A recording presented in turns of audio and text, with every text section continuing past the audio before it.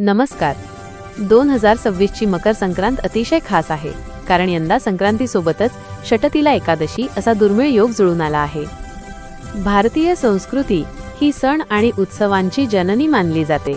आपल्याकडे साजरा होणाऱ्या प्रत्येक उत्सवामागे काहीतरी शास्त्र, एखादे सखोल विज्ञान आणि एक अतिशय सुंदर परंपरा दडलेली असते. वर्षाची गोड सुरुवात करणारा सण म्हणजे मकर संक्रांत. तिळगुळ घ्या आणि गोड गोड बोला असा प्रेमळ संदेश देत आपण या दिवशी एकमेकांतील हेवादावा विसरून नाती जपण्याचा प्रयत्न करतो. यंदाची म्हणजेच 2026 ची मकर संक्रांत अतिशय विशेष आहे. याचे मुख्य कारण असे की यावर्षी संक्रांतीच्या दिवशीच षटतिला एकादशी हा अतिशय दुर्मिळ आणि शुभ योगायोग जुळून आला आहे.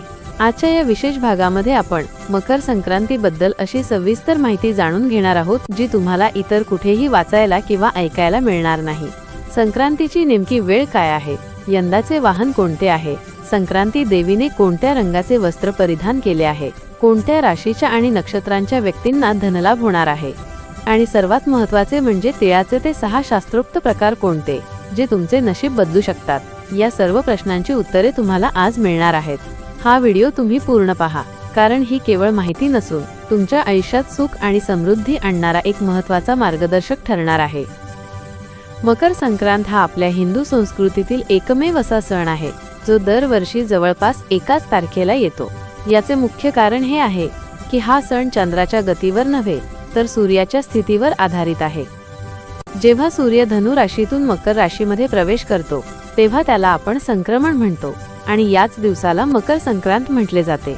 भौगोलिक दृष्ट्या विचार केला तर या दिवसापासून सूर्य उत्तरायणात प्रवेश करतो. आपली पृथ्वी सूर्याभोवती फिरत असताना सूर्याची किरणे उत्तर गोलार्धात लंबवत पडू लागतात, ज्यामुळे दिवसाचा कालावधी हळूहळू वाढू लागतो आणि रात्र लहान होऊ लागते. थंडीच्या कडाक्यातून आपण हळूहळू उष्णतेकडे सरकू लागतो.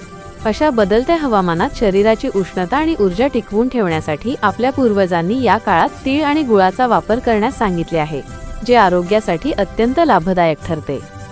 यंदाच्या संक्रांतीची वेळ आणि मुहूर्त जाणून घेणे आपल्यासाठी खूप महत्त्वाचे आहे. 2026 मध्ये सूर्य मकर राशीत बुधवार दिनांक जानेवारी 14 रोजी प्रवेश करत आहे. हा प्रवेश दुपारी 3:06 होणार आहे. शास्त्राच्या नियमानुसार जेव्हा सूर्य दुपारी संक्रमण करतो, तेव्हा त्याचा पुण्यकाळ हा त्या दिवसाच्या सूर्यास्तापर्यंत मानला जातो. त्यामुळे 14 जानेवारीचा पूर्ण दुपारचा काळ दानधर्मासाठी आणि पूजेसाठी अत्यंत शुभ आहे. यंदाच्या वर्षी संक्रांतीच्या दिवशीच पौष महिन्यातील कृष्ण पक्षातील षटतिला एकादशी देखील आली आहे.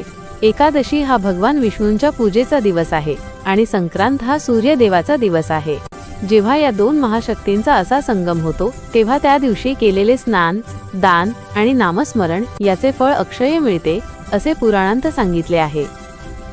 पंचांगानुसार संक्रांत ही एक देवता मानली जाते आणि दरवर्षी ती एका विशिष्ट रूपात अवतरते. यंदाच्या संक्रांतीचे नाव मंदाकिनी असे आहे आणि ती कुमारी अवस्थेत आहे. तिचे मुख्य वाहन वाघ असून उपवाहन घोडा आहे. वाघ हे शक्तीचे आणि पराक्रमाचे प्रतीक मानले जाते. यावर्षी संक्रांती देवीने पिवळ्या रंगाचे वस्त्र परिधान केले आहे आणि तिच्या हातात गदा हे शस्त्र आहे. तिने कपाळावर केशराचा टिळा लावला असून ती पायस म्हणजेच खिरीचे भक्षण करत आहे.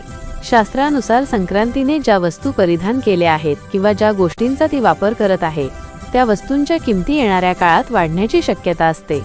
यंदा संक्रांत पूर्वेकडून पश्चिमेकडे मार्गक्रमण करत असून ती वायव्य दिशेकडे पाहत आहे, ज्याचा परिणाम त्या भौगोलिक क्षेत्रावर दिसून येऊ शकतो. यंदाच्या संक्रांतीला षटतिला एकादशीचा योग असल्याने तिळाचा 6 प्रकारे वापर करणे अत्यंत आवश्यक आणि पुण्यकारक मानले जाते. पहिला प्रकार म्हणजे तिळाचे स्नान.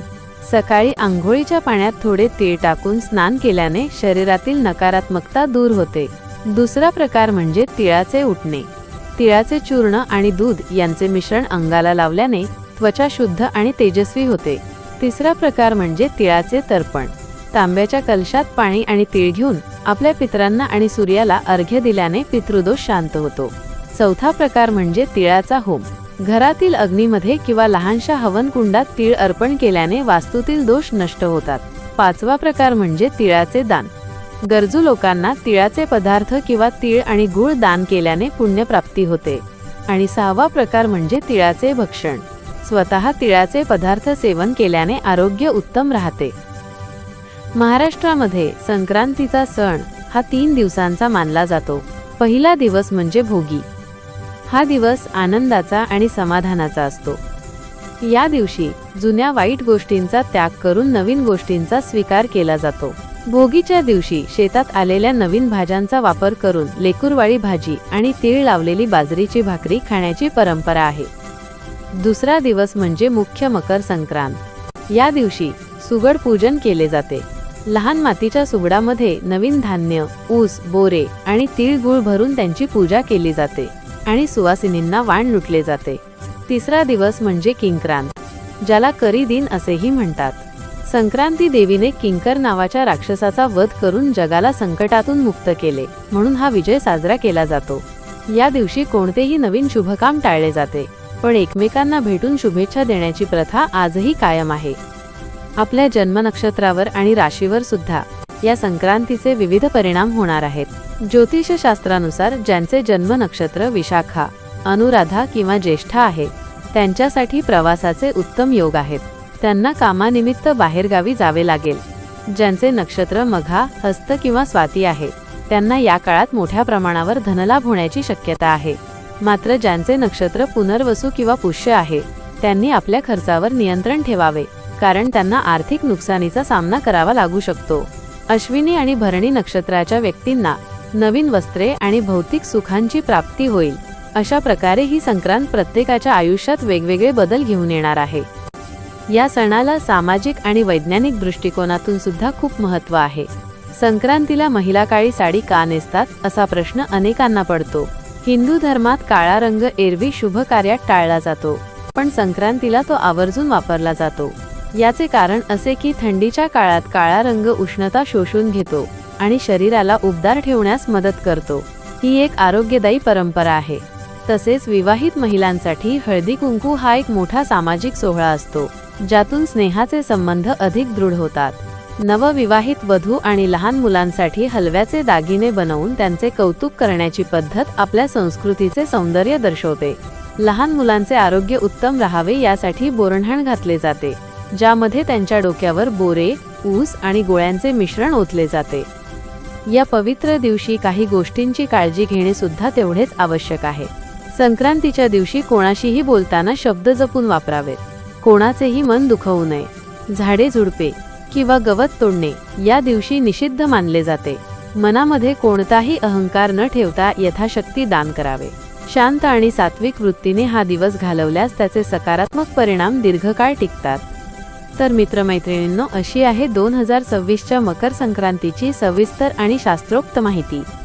हा सण आपल्याला केवळ गोड खाण्याचा संदेश देत नाही, तर सूर्यासारखे तेजस्वी बनण्याची आणि तिळासारखे एकमेकांमध्ये मिसळून राहण्याची प्रेरणा देतो। तुम्हाला ही माहिती कशी वाटली हे आम्हाला कमेंट्समध्ये नक्की सांगा आणि ओम सूर्याय नमः असे लिहायला विसरू नका। जर तुम्हाला ही माहिती उपयुक्त वाटली असेल तर आपल्या चॅनलला सबस्क्राइब करा आणि हा व्हिडिओ तुमच्या नातेवाईकांना आणि मित्रपरिवाराला नक्की पाठवा। तुम्हा सर्वांना मकर संक्रांतीच्या आणि उत्तरायणाच्या खूप खूप शुभेच्छा। तिळगुळ घ्या आणि गोड गोड बोला। धन्यवाद।